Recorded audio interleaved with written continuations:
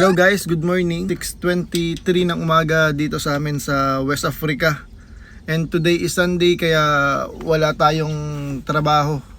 Kaya medyo maaga rin tayo dito sa spot kung saan tayo namamana kasi medyo maganda ang panahon. Siguro mga after 5 minutes mag-iintindi na kami mag-prepare ng mga gamit na gagamitin natin. Pero bago yon, pakita ko muna sa inyo yung spot kung saan tayo namamana. Napakakalma ngayon ng dagat dito sa amin.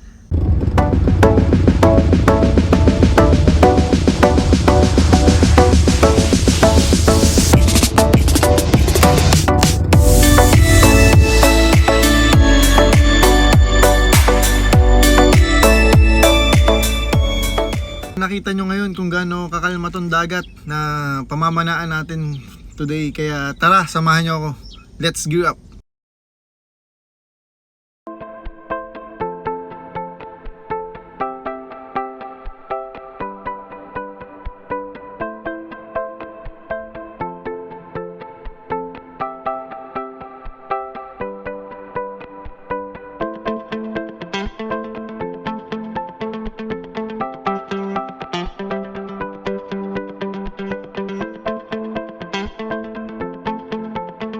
Hello guys, makikita nyo paano natin nagamit ngayon, wala siyang rubber. So, pneumatic type.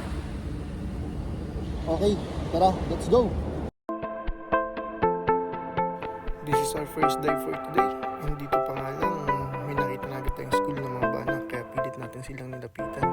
Then nakita natin na medyo malilit lang pala sila, hindi sila ganun kalaki, kaya hinayaan na lang natin sila. And for our second dive, may naspatan agad tayo na batalay kung tawagin sa amin. Pilit natin siyang nilapitan and nang makalapit-lapit na tayo saka natin siya pinutukan.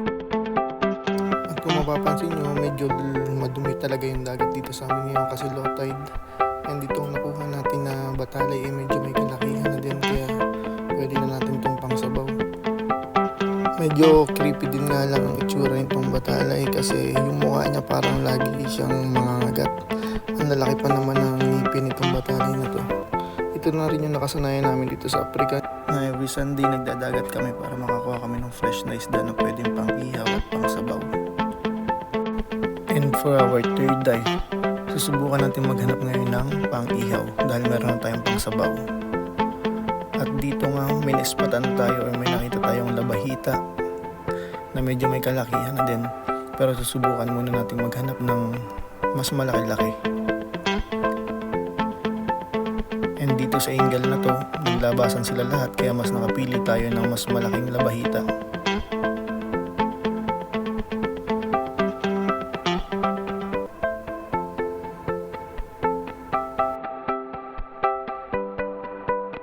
On this dive, lilipat na nga sana tayo ng spot pero may mga nakita tayong school ng mga talakitok.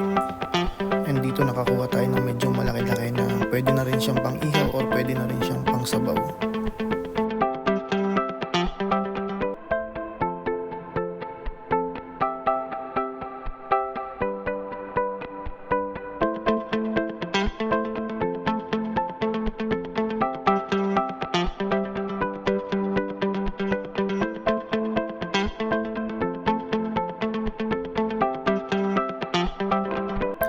Dito tayo may nakitang napakalang isda na hindi natin alam kung anong klase pero sinubukan naman natin siyang kunin.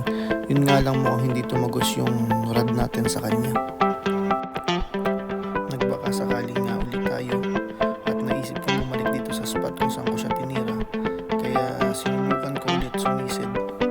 Baka dahil sa tama niya at sa sugat niya ay nanghina siya at sumiksik lang siya dito sa mga bakal at tubo sa paligid natin pero parang negative.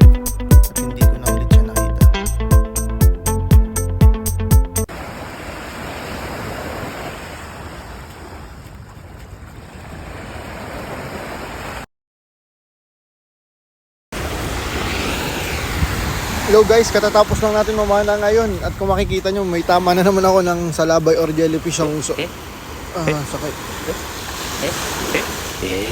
Pakita ko sa inyo yung huli ko guys.